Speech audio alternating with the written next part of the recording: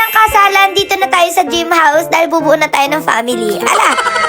So ayun na nga yung mga kamangyan, bumisita lang ako kami saglit dito sa aming dream house. So saglit na lang talaga ito mga kamangyan, siguro mga 2 to 3 months na lang. May tiles na, unti-unti nang naaayos yung pintura. Diyan na yung mga aircon, CCTV, ilalagay sa bintana, sa pintuan. So ayun, super excited na talaga kami dito mga kamangyan. And talagang proud na proud kami dito kasi lahat to, hindi to nakuha ng madalian. Naghirapan namin to ng bonggang-bongga. So literal na hindi biro yung magpagawa ng bahay mga kamangyan. Nagsimula kami na sobrang pagod, nawawala ng energy sa trabaho, pero kailangan pa rin kumayod para sa mga kailangan para mabuo yung dream house namin. Tapos nararamdaman na namin dati mga kamangyan na nagkakasakit na kami kasi kulang na kami sa pahinga at sa tamang pagkain. Kasi isipin nyo mga kamangyan, marami talaga kaming ganap sa buhay tulad ng mga business meetings, brand collaborations, at syempre family vacation. Kaya ubos talaga yung oras namin ng mga kamangyan and pakiramdam namin paragi kami magkakasakit noon. Kaya nung nag-lifestyle change kami mga kamangyan, sinisigurado namin na we consistently take care of ourselves every day. Wow naman! Nakain na kami ng tama, nag-exercise, nagpahinga ng mabuti. And dahil dun mga kamangyan, pakiramdam namin mas nakaya na namin yung hamon ng buhay at mas kinakaya na namin abutin yung mga pangarap namin. Ala, so ayun, konting kembot na ng mga kamangyan matatapos na itong ating dream house at excited na kaming gumawa ng masasayang memories din eh. For the go!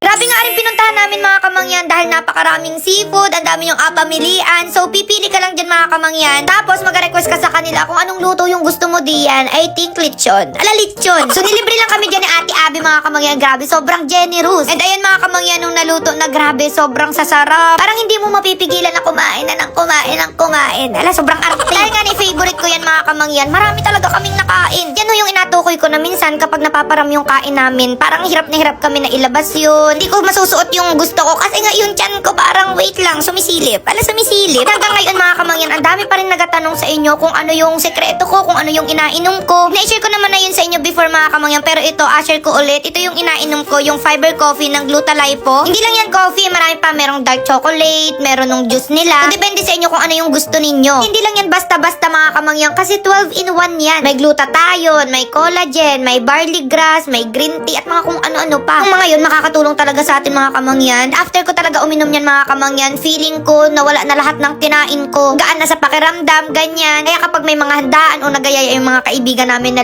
kumain sa labas, hindi kami nag-aalala kasi meron kaming Glutalipo. Ala, sobrang arte. Kaya kung gustong-gusto nyo rin kumain mga kamangyan pero ayaw nyo nung magigilty kayo after, nako dapat meron kayong stock na rin sa bahay. For the go!